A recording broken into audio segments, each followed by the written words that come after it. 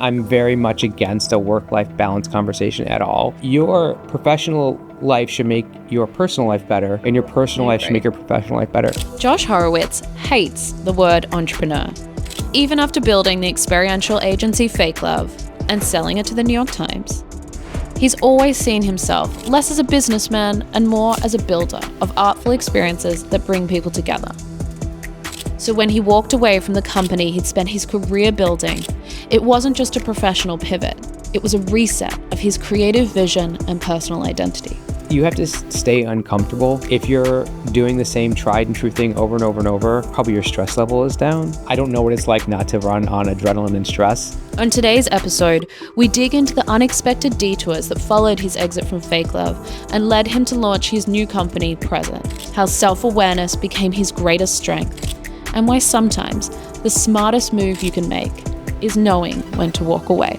I fail every day over and over and over in my life. I feel like the difference is looking at failure as an opportunity to understand the mistakes you've made and to grow from it and learn from it. In a culture obsessed with success, this show explores an uncomfortable truth.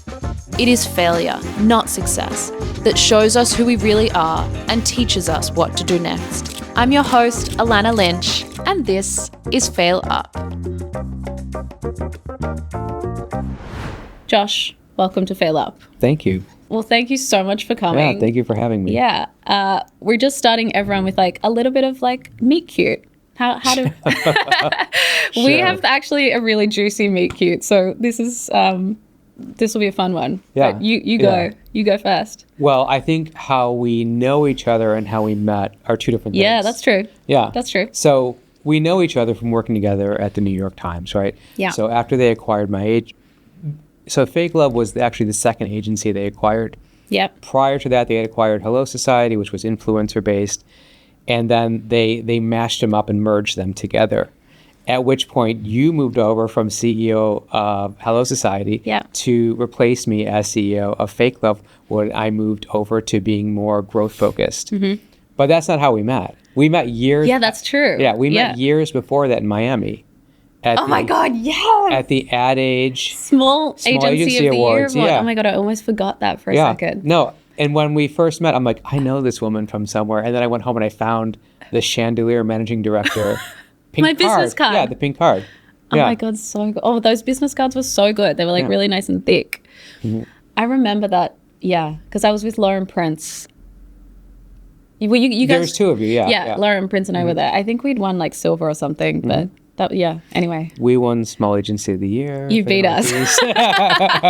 You like, just to clarify, we beat you. That is true. I kind of forgot about that part of it. Before we get into it, like, do you want to just tell us a little bit more around Present and the work that you're doing now with your current venture, just to give everyone some context, because I'm sure there's a lot of marketers, but also creative technologists, I know, who will be kind of dying to hear what you're up to. Sure. Yeah, definitely. So, well, there's a long gap between exiting the New York Times in 2020 and starting Present over the past year. During that time, and I'm sure we'll get into the details around some of this, I went to, it's a mixture of consulting and full-time work. And I think, like any professional, you grow and your interests change and you evolve as a professional. And my background is creative technology, but also marketing.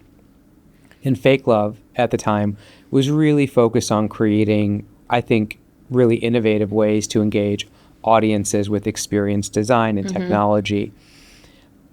Moving forward, what Present's doing is not entirely dissimilar, but we're more focused in the cultural institution space, museum space, more permanent location-based entertainment. Right. And I think that's the big shift. And the other one are the partners that I founded it with. So along with myself, Julian Schiff has come aboard. He's also an experienced founder. He's had a couple agencies that he's started and sold. And he comes from very large agency background. He ran Microsoft Xbox, a number of, enterprise companies. And then Sundar Raman, who he was at a competing company-ish to Fake Love called Local Projects for a very long time. He left Local Projects and went to Dubai about 6 years ago to help start the Museum of the Future, right? And, he showed up when it was a hole in the ground, and he's helped build this, amazing, very future-focused museum. And he's very instrumental in the systems architecture. So when you're putting together the kind of audience journey mapping, the creative, the systems architecture, and the marketing side of it, I think we're offering a very unique opportunity for that area. And it's been wildly interesting so far. It's very cool. I mean, when you're wildly interesting, what's coming up for you? Like, what's been the wildest moment? I've been in New York for about 25 years. Almost my entire career has been in New York. And I think as people who work in a creative industry, you're always searching for a different opportunity, a different way of working. And, there's a lot of that working in different I mean, if you're going to grow, you grow in a couple different ways, right? The type of work you're doing, the type of clients you're servicing, or the geographic area that you're working in, right? And so it's a mix of all three of those things. So it's a new geography, it's a new culture. It is a new, moving to the more, 5-year projects as opposed to 5-month projects. There's so much of it that's wildly new, interesting, and exciting. It would take a minute to break down each one, but we can definitely talk about the details. It's really interesting because I feel like, and I love the shift you've gone from doing kind of more short-term pop-up branded activations to these long-term, installations in institutions, because obviously that's kind of where the world is going now. Yeah. I know you have some really exciting news about Present too that you might want to share with us. We might edit it out if you're hearing this.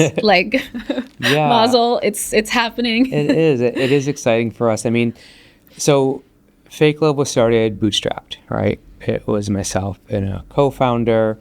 We each invested a small amount. We sat at my kitchen counter and we started it up. I was entering from a place of very little experience. Now you're a pro. I'm still aspiring. I feel like I will forever be aspiring, I hope. But it's just you're entering having this incredible foundation of knowledge and network. And while you have that, also the ambition's greater. And, the opportunity is different. I think there's also a new way of working, and the way experiential, I put it in quote, experiential has evolved. And there's different ways that we want to work. So one of those ways is working with established directors and creating more, I would say, cinematic experiences. Amazing. As much as we're a human experience company and how we leverage technology, it's also partnering with people who can tell amazing stories that have been doing it very linearly in 16 by 9, and moving that to a more story mapped or nonlinear way of engaging physical storytelling. So we're now partnering with Ventureland, and Kirsten Emhoff has come aboard as an investor, and it opens up this entirely new way of working for us, tapping into the Ventureland directors. Kirsten's got an amazing network. She's an incredible leader. I learn something new every time, we hop on a call or meet up. So that's very exciting for us. And so we're bringing new ways for directors to connect with audiences for them, and they're bringing, their wealth of knowledge to us as well, and their talent.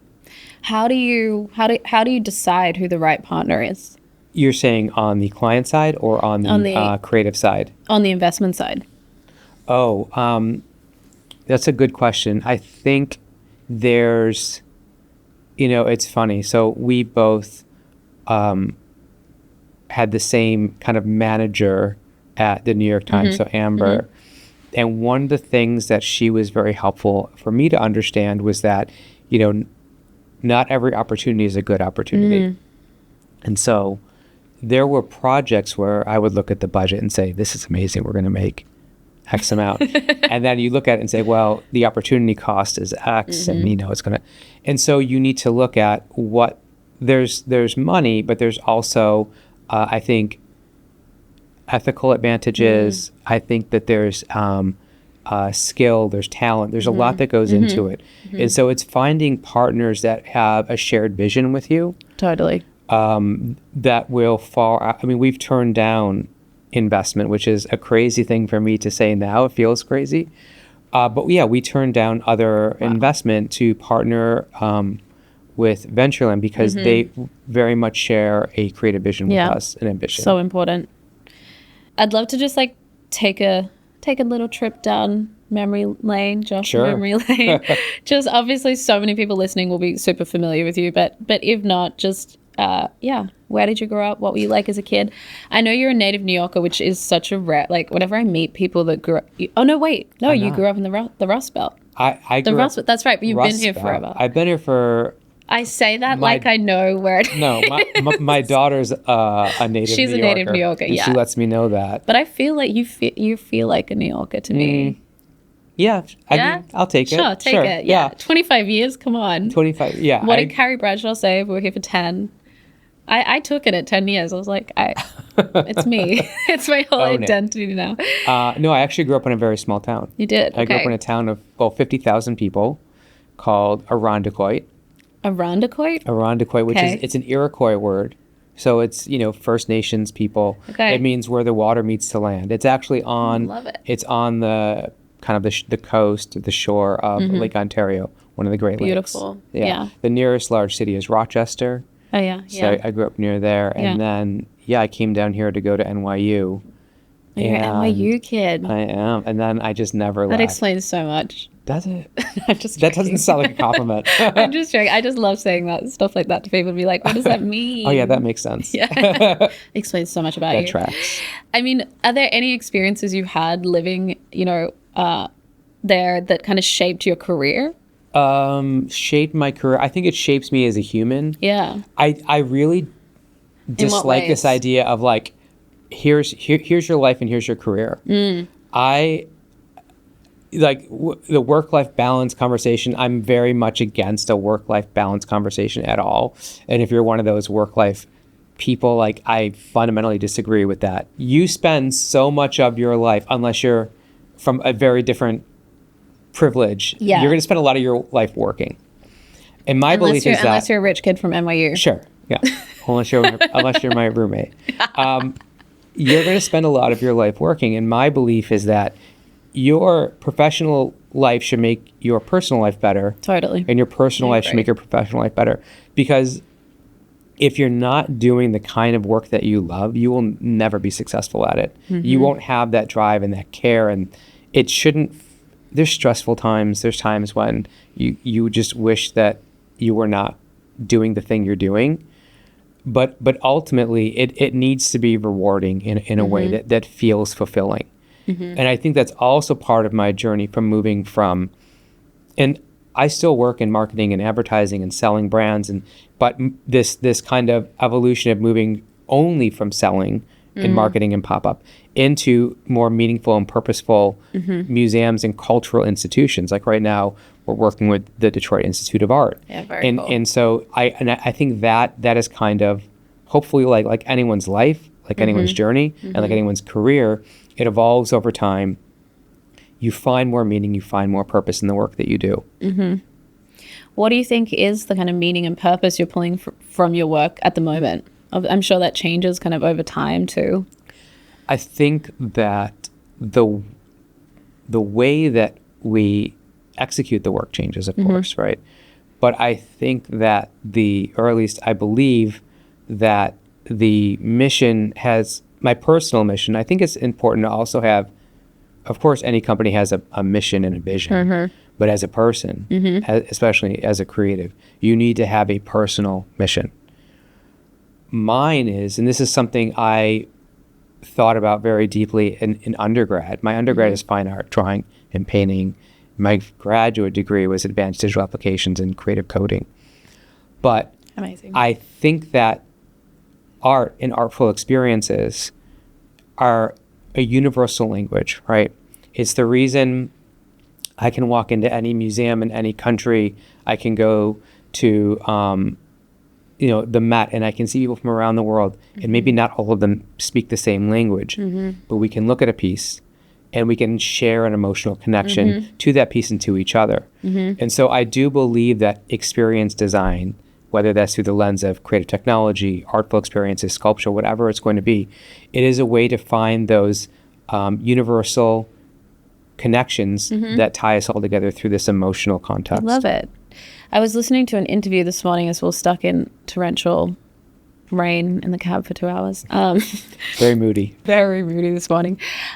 Jeremy Strong was just interviewed at Cannes, and he was talking about the fact that, there's so much misinformation and disinformation now in the world, and that he feels like art and film is becoming kind of the only singular truth, which I thought was kind of interesting because art has the ability to, it's not constrained by certain biases, or having to report on things a certain way. And similar to what you're saying, like singular connection of truth, singular emotional experience. Absolutely, yeah. You are an entrepreneur, I think, in the truest sense of the word, right? Like, I feel like I don't use that word, but sure. Yeah. Okay. Wait. Let me answer the question first, and then I want to know what's icky about that word to you, for sure. But you've founded multiple companies. I would say that ticks the box of being an entrepreneur in my books. Obviously, one, Fake Love being acquired by the Times. You're now on a path with Present, and you also just seem like you always have like a bunch of side hustles, side projects, side projects going on, which is great. My question was what makes a successful entrepreneur, but I first want to know what's the ick with the word. I don't think it's an ick. I think, and I'm not trying to disparage people who identify as entrepreneur. It is a real thing. Right? It's a personal thing. Yeah. It's a French word that probably means something that I don't know. But I feel like it's also been co-opted. Like everyone calls himself an entrepreneur now, and hashtag CEO or hashtag CEO life. And I don't. Worse. I see myself more as a builder. I like to build teams. I like to build opportunities, projects. I think. I very much divide my career from in two sections, maker and builder. I love it. Earlier in my career, I was a maker. I was hands-on. My craft skills when I started were compared to the work we did later, very like creative technology. But deep 3D skills, motion design, visual design, eventually moving into 3D animation, direction. And I was doing the work hands-on. And I think I have I know I have a very deep appreciation for the people that do the work. As I've gotten more mature in my career, I'll say, my work shifted to being able to communicate with the client, with the brand, with the opportunity to build the team around it, and to effectively kind of translate between the two organizations and to grow these companies. And so I think it's more, that's how I see my role. I love it. So what do you think makes a successful builder? A successful builder? I think you need to have there's not just one thing, of course. I think you need to have a very high EQ, right? You need to be able to understand motivations of people, especially because you're going to work with people from vastly different backgrounds that have different goals. They have different ways that they're measuring their own success. And you need to be able to, of course, there's all the business mechanics of it, which I got a crash course after the acquisition. Running a startup from your kitchen counter that grows to 40 people is different than working for a publicly traded company that's reporting every 90 days to the executive. As you know, very, very different. So many memos. Yeah. So many memos. Yeah. So, breaking it, and I've also, you learn a lot about yourself. I'm more effective at the kind of beginning to middle, I don't function as well in a highly matrixed organization, which is just my personality and who I am and what I'm interested in. So going back to what I said at the beginning, you have to find the work that you're very excited and you can be successful at. And at a certain point, you might build something that is, you're not the most effective person to run it anymore. And I think having the maturity to realize that and recognize that and be able to hand it off and still play a part of it, I think it's having that awareness. Self-awareness. Yeah, I think that's a great answer. Like EQ and self-awareness. You've built a really long and successful career, obviously, in an industry that is constantly reinventing itself. You know, obviously, we're talking about even how experiential has evolved from kind of these short-term pop-ups to these long-term installations. We've also got AI and all the technological advancements. How do you stay relevant? Well, I think relevancy, you know, I look at that as and through a couple of different lenses. One is there's the relevancy on the kind of technology communication space, right? And that's constantly changing and evolving, especially now. It is evolving so rapidly, especially through emerging technology and AI, that it's very difficult to stay ahead. Yeah. How do you handle that? I mean, part of it, and this is something that I also cover in my course, is that one of the greatest skills is learning how to learn and keeping that as part of your whole life, right? So when I started my career, you had to know a few basic software packages. Like I got very deep into 3D, the Adobe suite. So there was like, you know, there were foundational pieces of software that you had to know, and if you knew them and you got very skilled at it, you could have a career. Now, with the way people are using generative pieces of software, or, you know, we'll just call it AI for, you know, as a catch-all, there's new tools coming out almost every single day, and it's understanding. So the skill doesn't become in being a incredibly deep operator in any one of them. It's keeping abreast of what's available to you, understanding how to plug it into. I think if you're looking at it from the craft skill, it's how to plug it into a process and a pipeline, and how to utilize it. So I think that's one side of it too. The other side, which I think is more important, you know, is where is the world headed? How do we want to engage? And that becomes more of a how you observe people, just people in general, and how they will naturally gravitate towards each other, and what their interests are, and how they act as humans, right? And so, you know, very often the question comes up is, you know, what's the future of media? What's the future of auto? What's the future of retail? And those are inherently, I think, flawed questions, because the question is, what is the future of humans? What is the future of how humans want to show up in the world and engage? And I think that's what you really need to look at and understand, not only where people are now, but what you think is going to happen. And very often, I look at, and I still rely on art to be a leading indicator in this space. Interesting. Because I do feel like, you know, artists, designers, musicians, they are at people, especially in marketing advertising, love to talk about culture and defining. And so, but where I think culture really happens is through artists. And I also think they're one of the most, I would say, underappreciated harbingers of the future. Because without them, we would be, I think, rudderless and, you know, talk about homogenization. I mean, that's where we would be. Yeah, I love that. I've also had a pet peeve about brands and agencies talking about they create culture. I've always... The zeitgeist. The zeitgeist. I do love the word zeitgeist. Okay, we're going to kind of take a sharp left turn and to take a deep breath. No, it's actually totally fine. I'm asking everyone the same question just to kick the failure piece off, which is, how do you think about it? Like, how do you define failure? Because that means, you know, it's different for everybody. Yeah. I think that, you know, one of the mistakes people, or one of the misconceptions about failure, is that it's finite. It's final. If you fail something, that's the end. And I don't think I've ever looked at failure like that. It sounds terrible.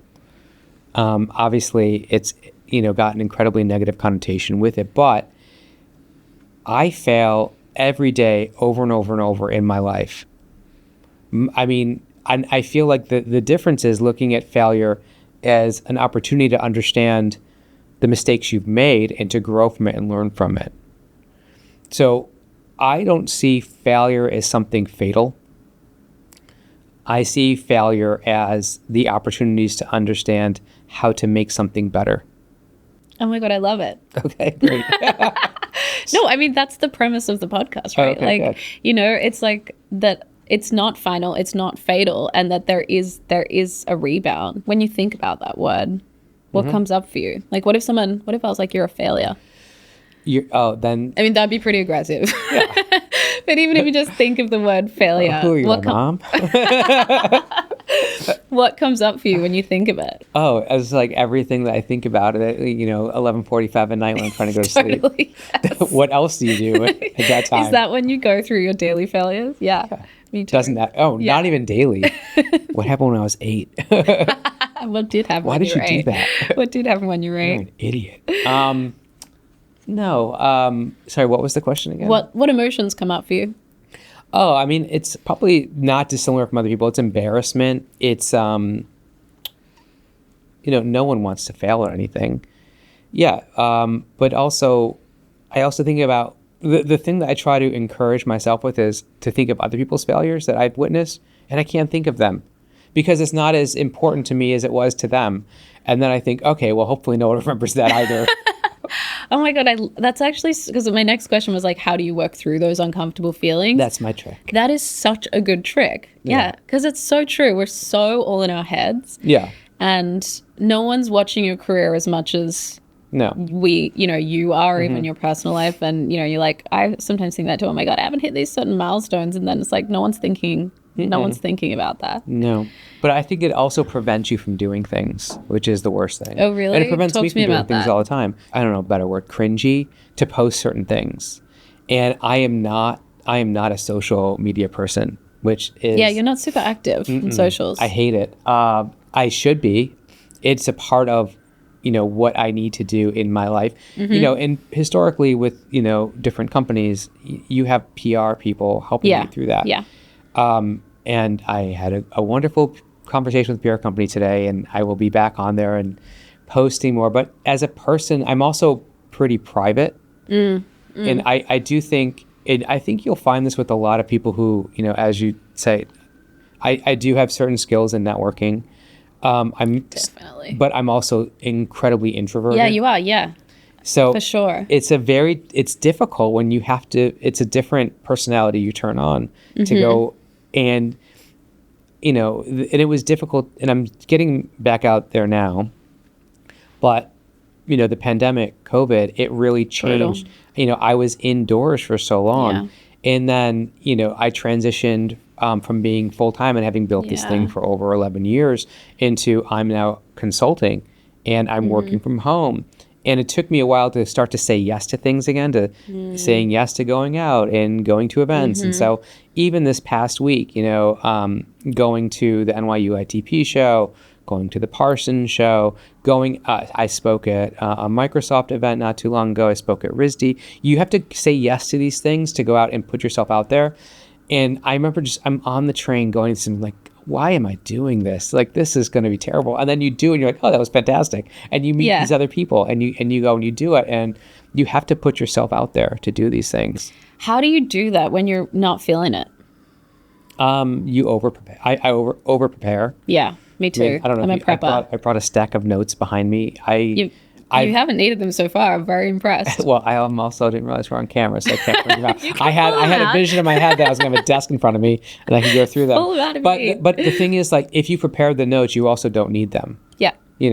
And over preparing will, and I over time built this process that works for me where I go through a presentation. My work now is a lot of just presenting decks and concepts and meeting people. Pitching, Yeah. And so what I do is I bring the deck up, I put it on a monitor, and then I open Microsoft Word and I turn the microphone on, and then I just speak into it and I go through it and I present the whole thing to myself. I'll do the entire thing. And then I'll go back through and I will read it back to myself and I'll edit it and make sure it sounds. You don't want to sound over-rehearsed in those things, but you want to sound prepared. It is such a fine line. It's such a fine line. You want to sound inspired and and part of that feeling inspired is building off of something the other person said to you. And so you need to be able to sprinkle those things in at the right moment. But it is that process of being over-prepared. You've already rehearsed it and done it and edited it, and you don't need it at that point. You can throw it away and you can go up and present it. And that is something that took me a long time to build that skill. It used to be one of my you want to talk about failure. I used to hate presenting, hate being in front of people. And I wasn't good at it. And I realized I wasn't good at it because I wasn't trying. Yeah. Yeah. Which is wild to me because my memories of you at the times at Fake Love were that was when you were in your zone. It's like in client meetings, pitching. Like that's the part of it that fear is a great motivator. Yeah. So when you have to report every 90 days, explain the P&L to people. Yeah. I want to ask you about, you've lived in New York for a long time. How long? More than half my life. Wow. How has that changed? Like, how has that influenced your relationship to kind of risk and failure? Risk and living here. I think that I grew up in a very small place where everyone was kind of on the same level. And I grew up, I'm one of those Zennials. So Zennial? Not quite Zen. Yeah. Gen X, not quite a millennial. I grew up without the internet, but then I had the internet in high school. So, and I say that because I didn't know what I didn't know. I didn't know what was out there. And then I remember, what are careers? And it was so basic. It was, a small town in Western New York in the Rust Belt. The jobs were the jobs you saw around you. But then I remember sitting in like a dentist's office and reading, I think it was like Wired magazine or something, and it was an article about razorfish. And I was like, the agency? Yeah, the agency. Because they were this new digital really internet was just coming out. Yeah. And I was like, they have a ping pong table and a climbing wall. And they're talking about art. And I was like, what is this? And, you start to look at these things. And then you move here. And then I went to NYU and you come here and you're around all these, really optimistic, motivated people. There's a sense of you can do anything. Totally. I think that's changed a little bit, but I've also have a wildly different perspective of, being in your 20s to being in your 40s is very different. Well, wait, can I unpack that quickly? Like, how has your relationship with risk changed from when you were 20 to now? 20, I had nothing to lose, so it didn't really much matter. Now you feel like, you do have something. And I think the moment you feel like you have something to lose, I think it's good and bad, right? You feel like this is an important thing you need to consider. But also, if you're looking at this could fail, you're going to fail. And you're going to fail in a way that is not... You said an interesting thing a while back is an opportunity to reflect. And failure gives you the opportunity to reflect. So if you're already in this mindset where you're going to do something and you're worried, like, what if it's going to fail or not work, you're already kind of losing the conversation, because you have to look at it about how you're going to build on what you're doing and take it in, manageable moments, right? But that's interesting. So is it fair to say you go into things pretty confidently with a high assurance that it's going to succeed, and then if it doesn't, it doesn't, but you're never even considering failure as an option? No, I mean, there's always I think if you're not looking at what the risk factor is or how you mitigate your risks, I'm not saying you have to do a SWOT analysis on every decision you make, but if you're not considering what the potential outcomes are, then you're doing yourself a disservice by not properly grounding yourself in a strategy. And so you have to have a strategic plan, an approach, and there's ways to build things organically, and the organic way is always going to be best, because it when something makes sense to you, it probably makes sense to other people as well, and there is an inexplainable way that you approach it, but you have to also consider what the potential risks are. That's not to say that this is a potential failure. Just know the risks. If you can identify it, you can plan for that. I would imagine as a builder, you have a pretty high tolerance for risk. Is that true? Yeah, I think so. Is that something that came naturally to you, or is this something you have to kind of consciously think about? I think it's something I've always done. I remember when I was like between semesters over the summer, I was like painting houses, and the company I was working with dried up. And then I was just like, well, I'll go get my friends, we'll paint our own houses. And we did that. And I bought 2 ladders and I had a truck and we went and we got 3 houses that summer. He's an entrepreneur. And we I'm sorry. And we did better working for ourselves than we did working for the other company. So I think it's just, and the same thing with Fake Love. There wasn't a company doing the exact kind of work I aspired to do. So you went and did it, yeah. The thing that made the most sense to me was, okay, well, just go and do that then. Yeah. That idea of backing yourself, for sure, I think is real. That's something I'm learning now with my business of like, no one's coming to save you. You have to be able to back yourself, believe in yourself, even this podcast. Yeah. I think one of the greatest skills you could ever have, beyond having craft skills or anything is just being tenacious and I'm not saying never give up and keep doing it. I'm saying, keep showing up. You have to keep showing up and you have to keep trying. And I think that's the main thing. And eventually you'll figure it out, especially if you're reflecting and learning from, your failures. But it's the ability to pick yourself back up and to keep trying. Definitely. Looking back on your career, are there any key decisions you wish you could do over? Oh, yeah, all the time. But you make the best, or at least you make the decisions you think are best at the time. I mean, the worst thing that I do is I'm always like Captain Hindsight. Like, oh, you know what I should have done was this. Oh my God, me too. You can't do that. You've got to move on.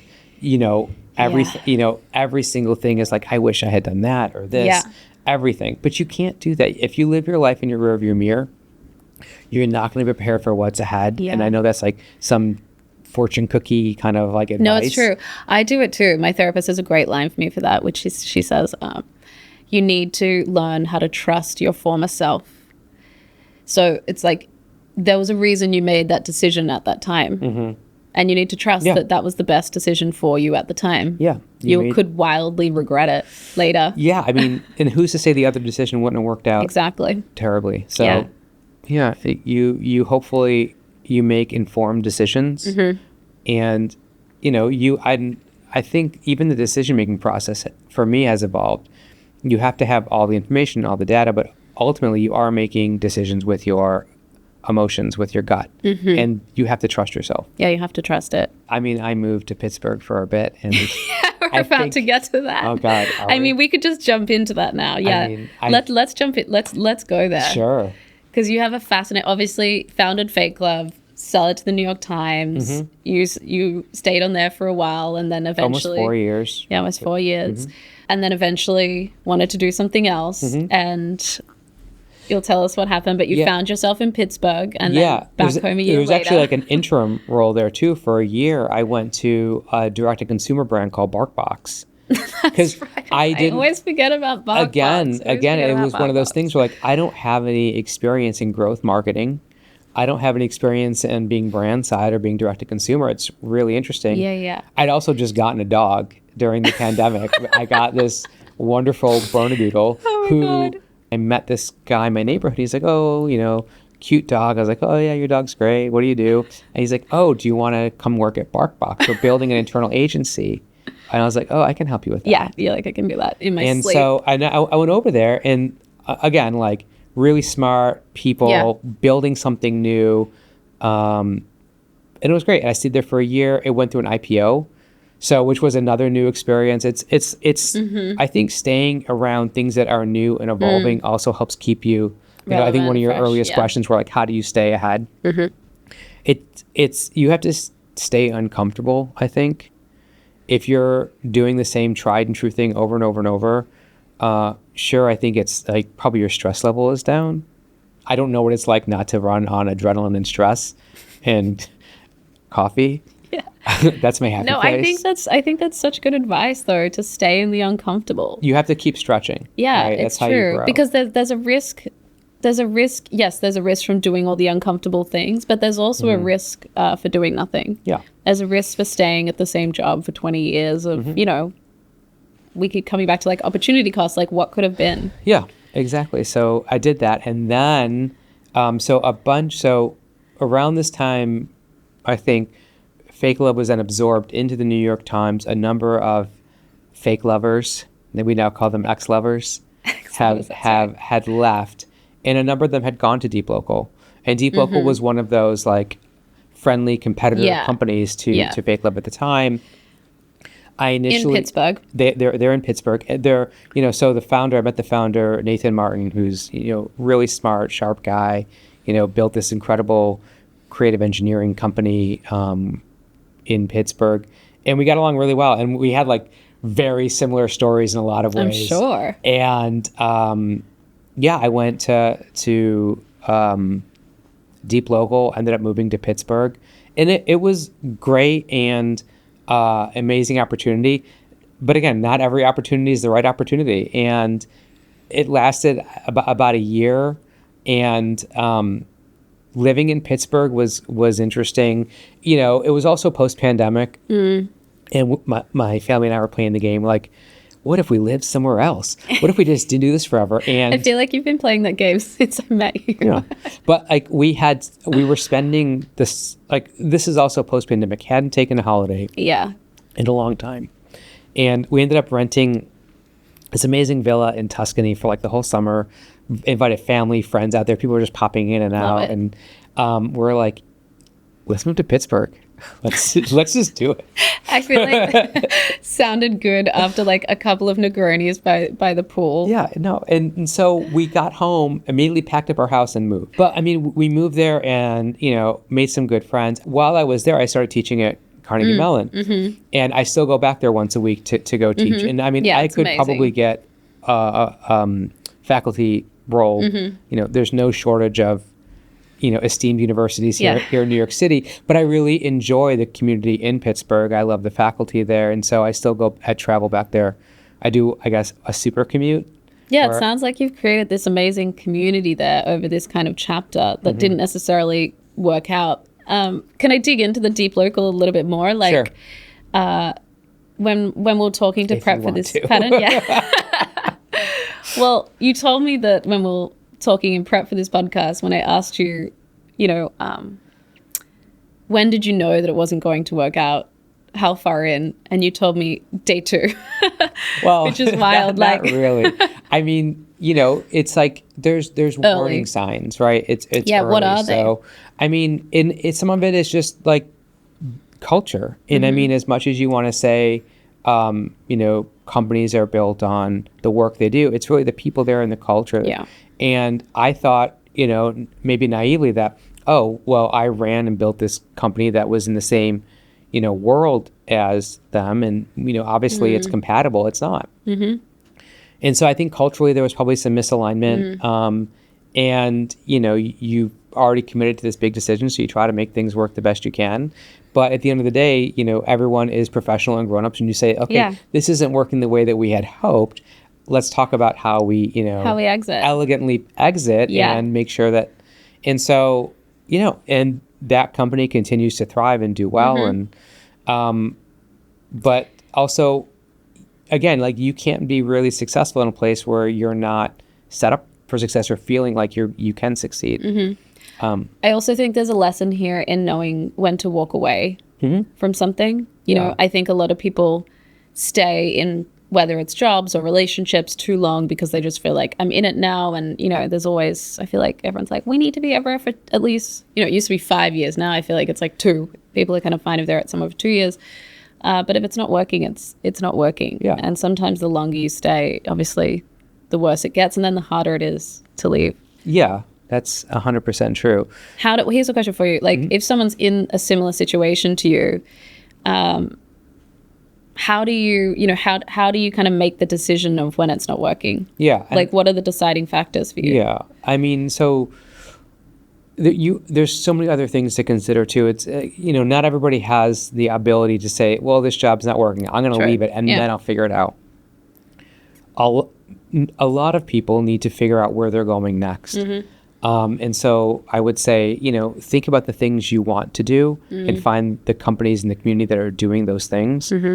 And, you don't have to show up and meet them in person. There's online communities that are incredibly supportive, and you can find people with interests and direction and you aspire to.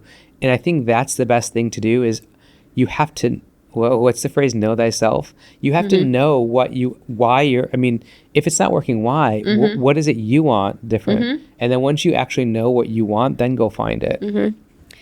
Are there any questions that you think if you had asked, you would have maybe seen the signs earlier? Like, are there any questions you look back and you're like, I wish I asked that in the interview process? I mean, it's hard because it's not even the company. It's it's WPP. Yeah. And again, I knew myself. I don't do incredibly well at large matrix organizations. And I convinced myself that, no, this time it's going to be different. Yeah. Never is. No, but that's actually such a nice loop almost before we kind of get into the quick fire of like what you said at the beginning around having the self-awareness around, getting to know yourself and what your strengths are and kind of where you're going to be set up for success. But also, I think one of the important things is also like keeping, making friends there. And, those are still personal relationships. Yeah, for sure. And the thing I never got was people who burn bridges. Yeah. I've never been one. I'm not saying. Yeah, you don't burn bridges. Well, I do. I was like, actually, maybe a couple. But mostly not. But for the most part, mostly no. Not. I mean, and part of it is a piece of advice I got early in my career when I was, I won some awards when I just started directing. Like the one you beat me at in Miami. No, long before. I was winning awards long before that. No, when I first started directing content, like moving from like being someone who animates and does the design to doing the actual, and it was like best new directors or something. And it was like I had a picture in a magazine, print magazine at the time, and I was like really feeling myself. And then I had a pitch for something, and I went in there and I was like, oh, that pitch went great. And I got a call from the client. They're like, yeah, they loved you, but you're not getting it because you're kind of an asshole. And they don't want to spend the next 6 months with someone that, they're not going to get along with. And I was like, oh my God, this is really a personal business. This is very personality driven. And so I've never understood these people that, are, have these egos and this arrogance. Like, just, it doesn't cost anything to be nice. Totally. And just, even if you cannot, like, you don't have to be best friends with everybody, but be nice and have some sort of, just be personable. One more question for you, and then we'll jump into quickfire. You have a really beautiful daughter, Billy, and I'm just curious, for all the parents coming in, I'm curious how you talk about failure to your kids. Like, how do you prepare them to come into the corporate world and be able to be comfortable with it? Yeah, it's a good question. We actually had a conversation about this last weekend at her soccer match because she was out there and during one of the whistles, I called her over to the sideline. She's like, I know I'm not doing great, but please. And I'm like, no. I'm like, you're doing amazing. And I realized, like, I'm critical.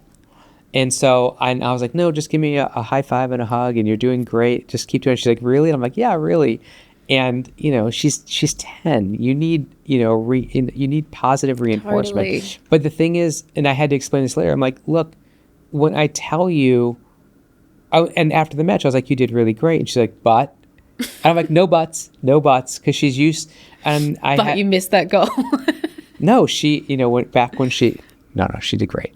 No, but a couple of days, I gave it a couple of days. And, later I had to explain, I'm like, look, when I'm giving you feedback, it's not because you're doing anything wrong. It's because you have areas for improvement. And I have very high expectations for you. Everyone has high expectations. And it's not that you're not meeting expectations. We're talking about ways to improve. And that's all you can ever do. You don't have to be the best at everything, right? But you have the opportunity to try everything. She played baseball last summer and I was an assistant coach for it. And it was so fun. We showed up the first day and she didn't know how to hold a bat. She put the glove on the wrong hand. She didn't know which base went in which order. And she was the only girl on the team. And by the end of it, she, did amazing. She got, awesome. A ton of hits. They won the game. They got like third place in her league. And she felt an incredible sense of accomplishment because she had improved. And so that's really how we talk about it. We don't talk about it as success and failure. We talk about it as improvement. I love it. And failure isn't part of the vocabulary that we use. We just talk about how to improve. Yeah, it ties back to what you said about being like a lifelong learner. You know, A the best thing you lifelong can learner. do is to just Yeah. learn how to learn. Learn how to learn, and you don't have to be the best at everything. Yeah, and try different things. Yeah. All right, quick fire. First one. Worst career advice you've ever received? The worst career advice I've ever received, probably something from my father. He gives the worst advice. That's hard because that is something I try to forget. Maybe I have limited space of what I can remember. I think equating working hard with being productive is very bad advice. I think you need to know where to put your energy and your effort, and being able to prioritize what's important. Working harder isn't working better. Love it. Which is more valuable to you, raw talent or relentless persistence? Feels like a trick question. I think relentless persistence is more important. Raw talent, I've seen so many people, because they have so much talent, they either get bored or stop trying because they're so used to succeeding easy. And the minute something gets difficult, they walk away. But that person that will show up and try to figure it out, I remember you'd be in the studio at 3 or 4 in the morning, or I'd come in and that person hasn't gone home. I'm not encouraging people to stay at work for 48-hour stretches by any means, but the person they feel like they're a part of a team, they don't want to let people down, but they're also interested in solving a problem, that person will go further. Completely agree. What's something you have changed your mind about recently?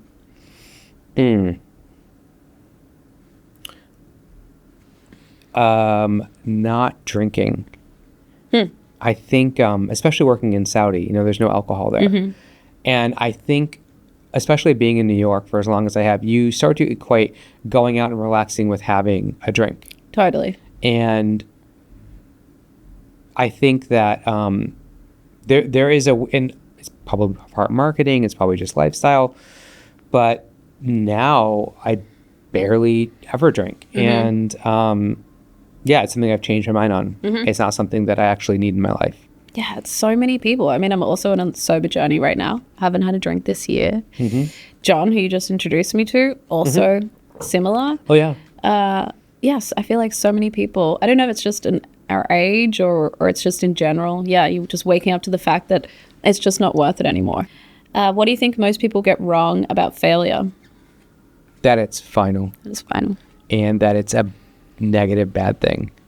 I don't know anybody who is trying that hasn't failed. I think if you're someone who tells me they've never failed, would counter and say you probably never tried. Definitely. What's the craziest thing you've done to advance your career?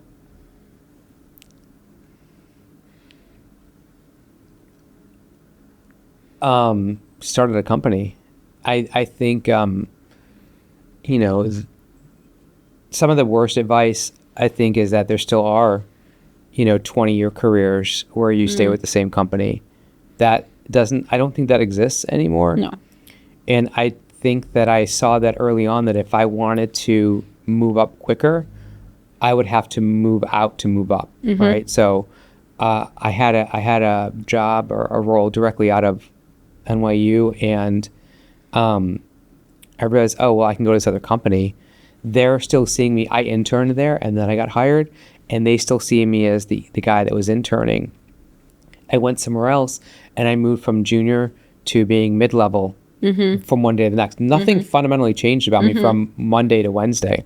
Yeah, wild. But the perspective of everyone around me shifted. Yeah. If you could live somewhere other than New York, where would it be?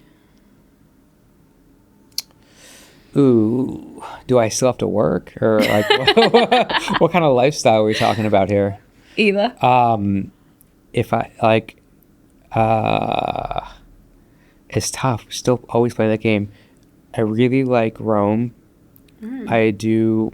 I think it's a really interesting place. Very steeped in history. I can see you there. Yeah. Food's great. Culture, fashion, art, bureaucracy. Fantastic. Billy, you're going to Rome. Pack your bags. Yeah. What's a misconception people have about you that drives you nuts?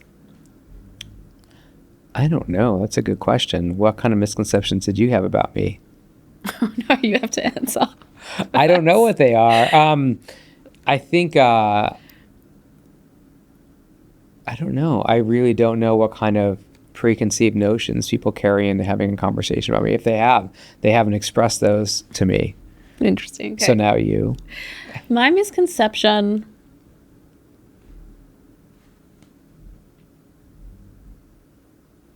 I think you position yourself as you're kind of on the creative side and you're, positioned on like the growth and the innovation side. But I actually think you are incredibly business savvy, but you don't position yourself in that way. And I almost think sometimes it's like intentional. Do you know what I mean? It is. Because you're like, I want to be in those conversations, but I want you. Yeah. You know what's up. I think that it's an advantage because I did come up as a creative. I did not go to business school, but because just having a company, you have to start to understand how to be more business minded. Yeah. And I think one of the skills I have is being able to be in a room, understanding the creative, how something's made, but understanding getting a quick read on what the business challenge is and having those like spark of conversations to start to come to solutions that get people confident and interested. And they're the conversations as well that inform, the business strategy. What's a creative or business risk you took that others advised you against that worked out well in the end? Moving to Pittsburgh. I mean, I really enjoyed my time there and met great people, found an opportunity at CMU. Sometimes things don't work out in the way that you think they're going to work out. Love it. Thank you so much. No, thank you. This was really fun. It's been so fun. Yeah. And thank you for being like so honest and vulnerable. Thank you. Thank you so much. Appreciate it. If you liked this episode, please hit the like button and subscribe so you don't miss the next one. While you're at it, please drop a comment and let me know what resonated with you. I'd love to hear your take. And as always, I'd be so unbelievably grateful if you could share your favorite episode with a friend. It really is the only way an independent podcast like this can be discovered.